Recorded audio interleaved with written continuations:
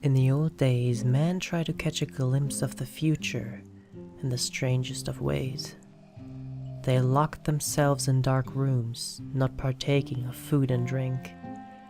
At the stroke of midnight, they ventured out into the night, throughout the dark woods where strange creatures roamed, to see if they would be wealthy, to see if they would be happy, to see if they would live, to see if they would be loved.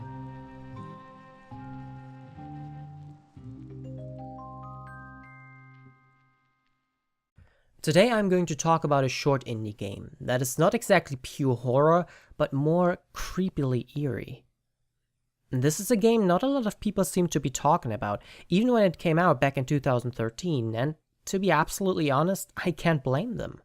I myself didn't really pay much attention to it either when I first got it in a bundle, but recently I sat down and actually gave it a go, and what do you know?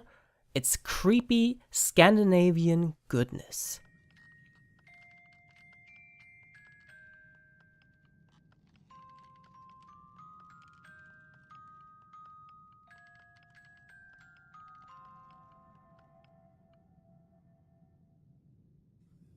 This game, as the name implies, is based on year walking, a forgotten Swedish tradition in which somebody has to take a trail of dangerous quests in order to get a glimpse into their own future.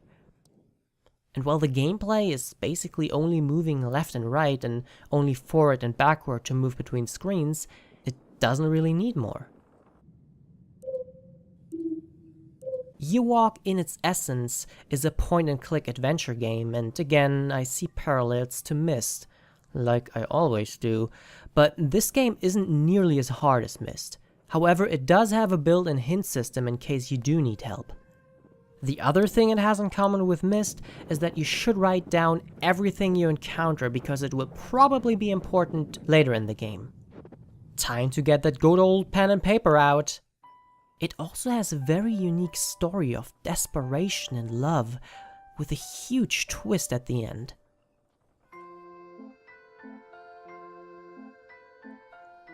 Its ending left me satisfied with the 2 hours I had just spent playing this, but let me tell you that if you're not one for endings that are particularly happy, you may want to skip on this one. I talk about the atmosphere of games all the time, and this one is no different.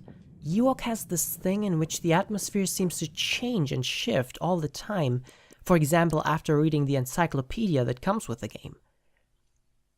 It's hard to explain why without spoiling anything, but you will understand immediately after you read it. It's such a dark and moody game, and I love how it feels like everything is muffled from the snow.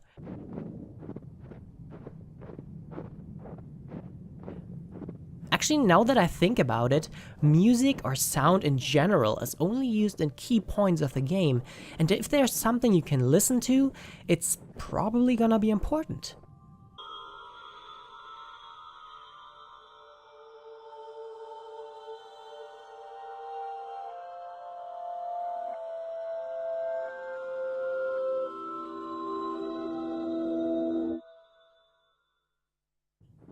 The visuals and storytelling is spot on. The game feels so mysterious, you can feel right away that there's something dark, looming, waiting, and perhaps watching you in the forest. And at some points it's even outright cruel.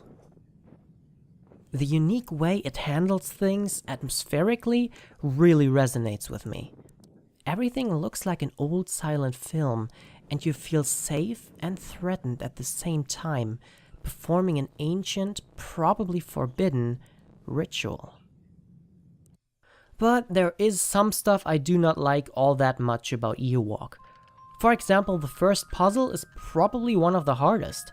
While I do like games with puzzles that are possible to solve without any hints, I feel like these were a little bit too easy. I also don't like how hints in the world disappear as soon as puzzles that belong to that hint are finished.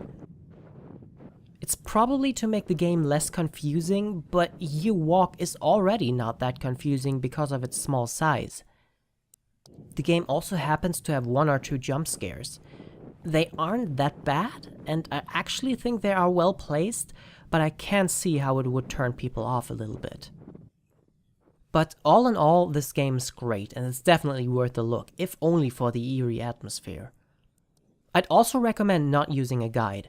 Let yourself remain stuck for a while if you can't advance, and just explore a little bit. I'm sure you will eventually find the solution to what you're looking for. If you are like me and you already have this game in your library collecting virtual dust, for the love of everything that's dark and creepy, please try it.